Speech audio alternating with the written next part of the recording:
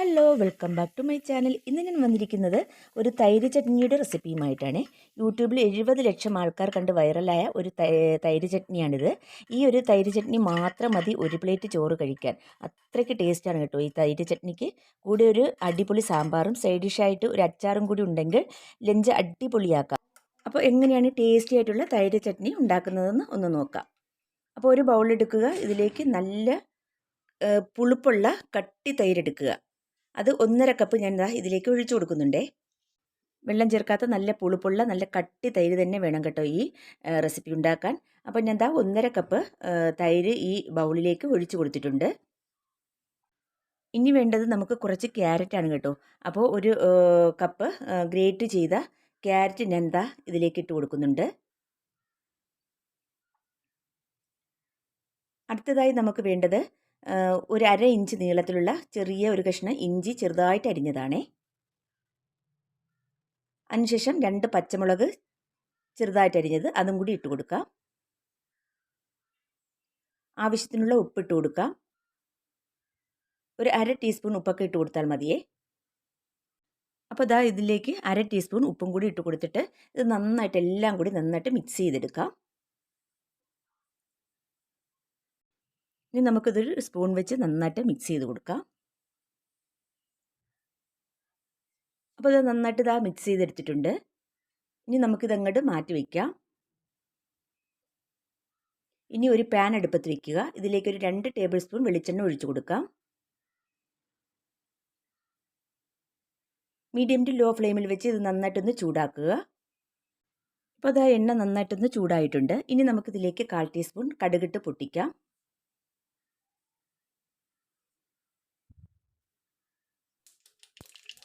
അപ്പോൾ നന്നായിട്ട് കടുക് പൊട്ടിയിട്ടുണ്ട്.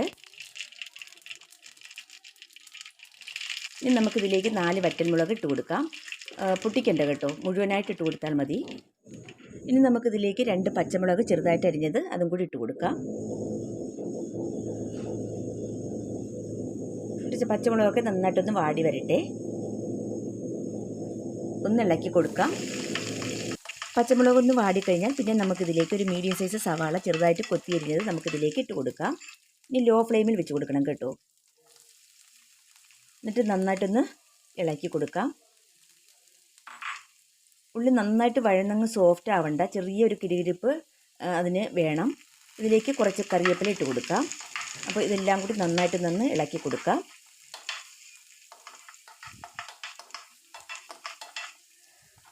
ഉള്ളി ചെറുതായിട്ടൊന്ന് വാടി വന്നാൽ പിന്നെ നമുക്കിതിലേക്ക് ഒരു നല്ലൊരു പഴുത്ത തക്കാളി ചെറുതായിട്ട് അരിഞ്ഞത് അത് ഇതിലേക്ക് ഇട്ട് കൊടുക്കാവേ. അപ്പോൾ നന്നായിട്ട് ഉള്ളി ഒന്ന് വാടി വന്നിട്ടുണ്ട്. ഇനി നമുക്ക് അരിഞ്ഞ ടൊമാറ്റോ ഇതിലേക്ക് ഇട്ട് കൊടുക്കാം. എന്നിട്ട് നന്നായിട്ട് ഇളക്കി കൊടുക്കാം. സവാളയുടെ കിഴിപ്പൊന്ന് മാറുന്നതിന് മുമ്പായി നമുക്കിതിലേക്ക് ഒരു മെയിൻ ഇൻഗ്രീഡിയൻ്റായ ഒരു ഐറ്റം ഇതിലേക്ക് ഇട്ട് കൊടുക്കണമേ. വേറൊന്നുമല്ല, ഇതിലേക്ക് കുറച്ച് കായപ്പൊടിയാണ് ഇട്ട് കൊടുക്കേണ്ടത് കേട്ടോ. അത് നിങ്ങൾ മസ്റ്റായിട്ട് ഇട്ട് കൊടുക്കണമേ. ഇത് മിസ്സാക്കരുത്. ഇതാണ് ഈ റെസിപ്പിക്ക് കൂടുതൽ ടേസ്റ്റ് ഉണ്ടാക്കുന്നത് കേട്ടോ. ടേസ്റ്റും നല്ലൊരു മണവും ഉണ്ടാക്കുന്നത് ഈ കായപ്പൊടി ഇട്ട് കൊടുക്കുമ്പോഴാണ് കേട്ടോ. എന്നിട്ട് ഒന്നും കൂടി ഒന്ന് ഇളക്കി കൊടുത്തിട്ട് ഫ്ലെയിം ഓഫാക്കാം. ഇത് ആ ചെറിയ ചൂടോട് കൂടി തന്നെ നമ്മൾ നേരത്തെ ക്യാരറ്റും തൈരും കൂടി ഇളക്കി വെച്ചില്ലേ, ആ പാത്രത്തിലേക്ക് നമുക്കിതൊന്ന് ഇട്ട് കൊടുക്കാം. അപ്പോൾ ഇത് മൊത്തം ഞാൻ പാത്രത്തിലേക്ക് ഇട്ട് കൊടുത്തിട്ടുണ്ട്. അതിനുശേഷം നന്നായിട്ട് മിക്സ് ചെയ്തെടുക്കുക. അപ്പോൾ ഇത്രയേ ഉള്ളൂ നമ്മുടെ ടേസ്റ്റി ആയിട്ടുള്ള നമ്മുടെ തൈര് ചട്നി ഇവിടെ റെഡി ആയിട്ടുണ്ട്. ആ ക്യാരറ്റിൻ്റെ ചെറിയ മധുരവും ഉപ്പും പിന്നെ എരിവും തൈരിൻ്റെ പുളിപ്പും എല്ലാം കൂടി ആകുമ്പോൾ നല്ല ടേസ്റ്റാണ് കേട്ടോ ഇത് കഴിക്കാൻ. വെറും 5 മിനിറ്റ് മതി ഈ ടേസ്റ്റി ആയിട്ടുള്ള തൈര് ചട്നി തയ്യാറാക്കിയെടുക്കാൻ. അപ്പോൾ നമുക്ക് നല്ലൊരു ടേസ്റ്റി ആയിട്ടുള്ളൊരു സാമ്പാറും സൈഡ് ഡിഷായിട്ടൊരു അച്ചാറും കൂടി ഉണ്ടെങ്കിൽ ലഞ്ച് കുശാലാക്കാം കേട്ടോ. വളരെ ടേസ്റ്റിയാണ്. ഒരു പാത്രം ചോറ് കാലിയാകുന്ന വഴി അറിയില്ല കേട്ടോ, അത്രയ്ക്ക് ടേസ്റ്റാണ് ഈ ചട്നിക്ക്. അപ്പോൾ എല്ലാവരും ഒന്ന് ട്രൈ ചെയ്യുക. ഇത് യൂട്യൂബിൽ 70 ലക്ഷം ആൾക്കാർ കണ്ട് വൈറലായ ഒരു റെസിപ്പിയാണ് കേട്ടോ. അപ്പോൾ ഞാനും കൂടി ഇതൊന്ന് പരീക്ഷിക്കാമെന്ന് വിചാരിച്ചു. വളരെ ടേസ്റ്റി ആയിരുന്നു. ചോറ് കഴിക്കാൻ ഇത് മാത്രം മതി കേട്ടോ. ചോറ് കാലിയാകുന്ന വഴി അറിയില്ല. അപ്പോൾ എല്ലാവർക്കും ഈ വീഡിയോ ഇഷ്ടമായെന്ന് വിചാരിക്കുന്നു. വീഡിയോ ഇഷ്ടമായ ഒന്ന് ലൈക്ക് ചെയ്യാനും ഷെയർ ചെയ്യാനും കമൻറ്റ് ചെയ്യാനൊന്നും മറന്നു പോകരുതേ.